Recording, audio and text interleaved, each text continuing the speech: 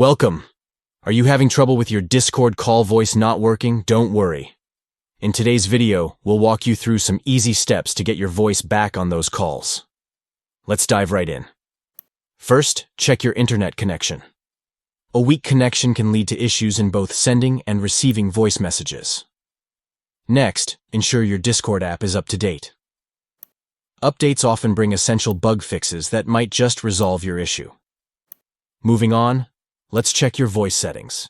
Head over to User Settings by clicking the gear icon at the bottom left corner. Then, navigate to the voice section and ensure everything looks good. Now, let's discuss permissions. Make sure Discord has the necessary access to your microphone. This is crucial to ensure smooth communication during calls. If you've checked everything and it's still not working, try restarting Discord. Sometimes, a simple restart can work wonders. Finally, if all else fails, consider uninstalling and then reinstalling Discord. This can fix any lingering issues related to the application. With these steps, you should be back to chatting seamlessly on Discord. Remember, if you enjoyed this video, hit that like button and subscribe for more updates.